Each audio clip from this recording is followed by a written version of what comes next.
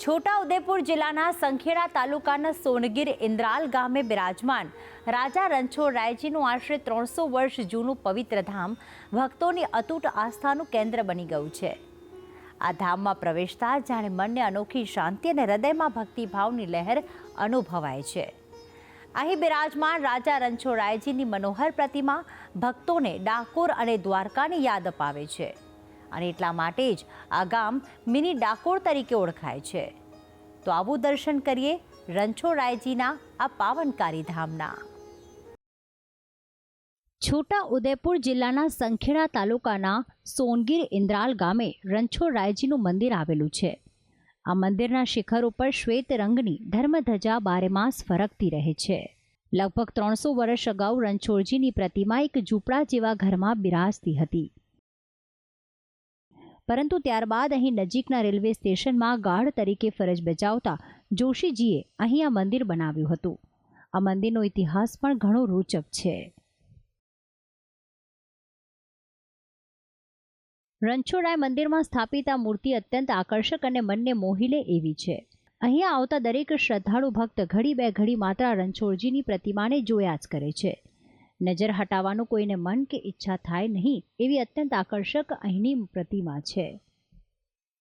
આ મંદિરની વિશેષતા એવી છે કે આ મૂર્તિ જે છે ભગવાનની, એમાં રણછોડજીની મૂર્તિ તો છે જ, આજુબાજુમાં શિવજી અને બ્રહ્માજી બી છે। આવી મૂર્તિ મેં કોઈ જગ્યાએ જોઈ નથી અને આટલી મોટી પ્રતિમા ડાકોરમાં બી નથી અને દ્વારકામાં બી નથી। આ મંદિરે રોજ સવાર સાંજ ભગવાનની આરતી થાય છે। સાથે ગામની મહિલાઓ પૂનમ અને 11ના તેમજ અન્ય શુભ દિવસોમાં મંદિરે બપોરના સમયે ભજન કીર્તન પણ કરે છે।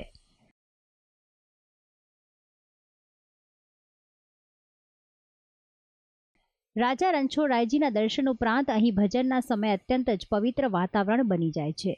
એક પ્રકારની અલૌકિક શાંતિનો અનુભવ ભજન કરનાર મહિલાઓને થાય છે।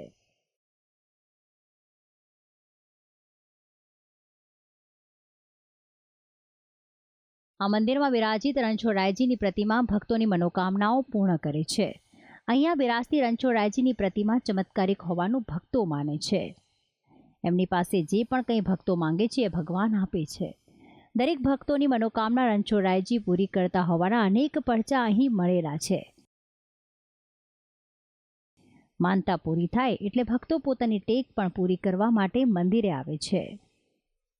મારા લગ્નને 3 વર્ષ થઈ ગયા હતા, તો મેં આ રણછોડજીની માનતા રાખી હતી કે મારે ઘેર પારણું બંધાશે તો હું એને સાકરથી તોલીશ। ત્યાર પછી રણછોડજીની માનતા રાખ્યા પછી મારે એક દીકરાનો જન્મ થયો અને એને હું અહીં લઈને આવી તો એને સાકરથી તોલવામાં આવ્યો। એમ મારી જેમ અનેક લોકો પણ આવી અનેક બાધાઓ માનતાઓ રાખતા હોય છે। કોઈક સાકરથી તોલતા હોય છે તો કોઈ પેડાથી, કોઈ ગોળથી તોલતા હોય છે અને ગામે ગામથી લોકો માનતા રાખે છે અને દરેકની માનતા પૂરી થાય છે। અહીંયા મંદિરનો ઘુમટ પણ અત્યંત આકર્ષક છે। મંદિરના ઘુમટ ઉપર રાધા કૃષ્ણની રાસલીલાનું વર્ણન કરતા ચિત્રો આલેખાયેલા છે, જે મંદિરની પ્રતિભા વધારે છે અને મંદિરને વધુ આકર્ષક બનાવે છે। ઘુમટના લીધે આ મંદિરની શોભામાં અભિવૃદ્ધિ પણ થયેલી જણાય છે।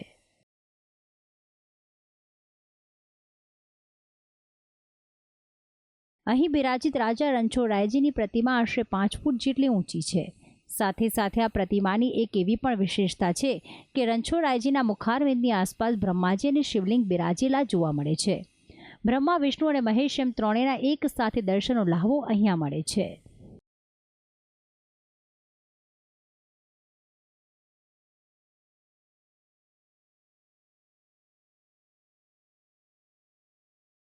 રણછોડરાયજીનું મંદિર સૌ કોઈ માટે અત્યંત જ આસ્થાનું કેન્દ્ર બનેલું છે।